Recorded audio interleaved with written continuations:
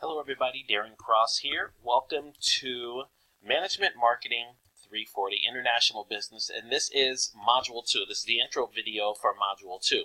Now, as I was looking and preparing for this module, I was going back and looking at some things in Module 1, and I have to apologize to you guys because although I recorded the video for last week, the intro video, I actually apparently did not put it on the course because I don't see it on there now, and so I apologize for that, but I started to look over some of the things that you guys are doing, and I think you're in good shape. So, but for as far as going forward, what you will see in every module is an introduction video like this, which kind of just is a couple of minutes that explains exactly what we're trying to cover for that week, and then you go in and watch the other PowerPoint presentations and the ancillary videos. So it turns out that I actually posted those videos into another course, and so I'm sure that those people were pretty confused about that. So, but I think I got it squared now, and I think I got everything kind of organized, so we're in good shape here.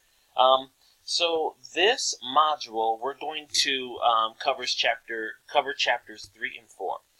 Chapter 3 has to do with culture and cultural value systems, and that's important because as companies decide that they're going to globalize and move their operations outside of their domestic location, one of the things that they have to take into consideration is that the way that we kind of frame things in one area of the world is not necessarily framed the same way in another area of the world.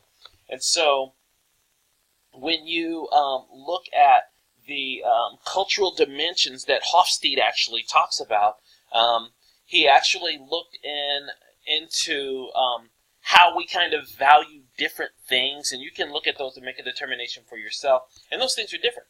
So, for instance, things like individualism versus collectivism.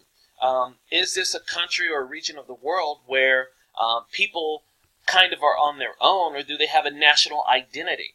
When you look at, for instance, some Muslim countries, the attachment to religion is so strong that there really is no separation of church and state like what you might find in the United States. And so that's just something that's different. So if you're from here, you might think that's preposterous that religion is so intertwined with government.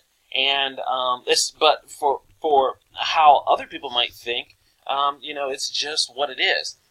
Power distance. In some areas, the head of the state is very, very important, and in other cultures, it's not.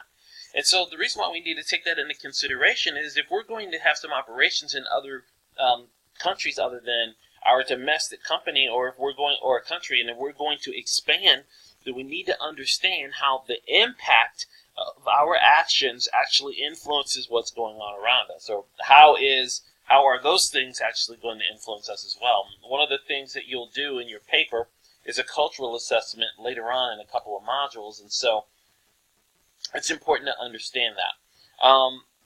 Chapter 4 is about world economies, or economic systems, and so I want you to be thinking about the fact that not all economic systems are the same as well. We see this debate all the time. In the United States, we say, well, Bernie Sanders is a socialist, and it may seem like a bad word to us, and someone will say, hey, the system that they have in England or the system that they have in Canada is great.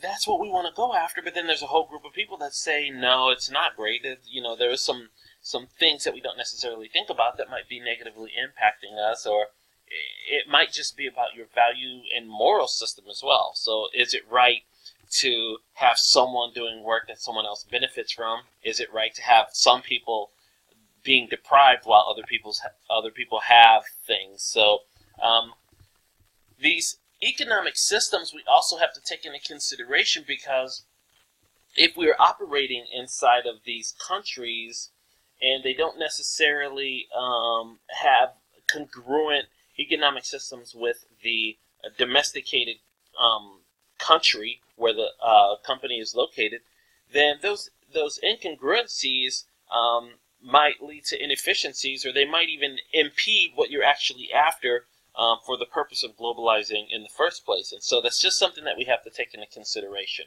So focus in on those, and I want you to be thinking about those as you go into the next part of the paper. Now, the next part of the paper is not going to be due for a couple of modules, but I did want to talk for a second about it. You guys, there was a template that was uploaded to the system, and it is the wrong template.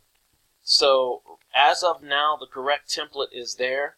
The good news is that Module 1 was the same for both templates, but the modules going forward, they're not going to be the same. And so you need to make sure that you have not the one that just has a pest analysis on it. So it's political, economic, social, and technological.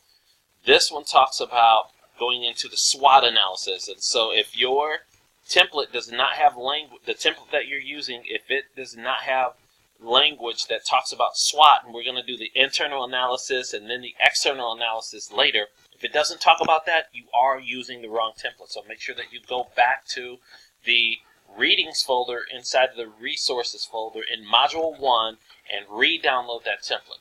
If up till now, if you are using the old template, that's going to be fine. And actually, if you didn't use a template, that's going to be fine, because we kind of had Blackboard was giving me some problems, and we kind of had a little bit of a rocky start. And although we're okay now, I don't want to penalize you for the problems that we were having along the way. But everything should be squared away at this point. And so all you have to do is make sure that your template says the right stuff. But note that you do not have an assignment in Module 2. I believe your next assignment is in Module 3. So make sure that you actually are staying in line with with the due dates and things like that. So just review those due dates and make sure that everything is good to go. But as always, if you have any problems or questions, feel free to reach out to me. Good luck, everyone.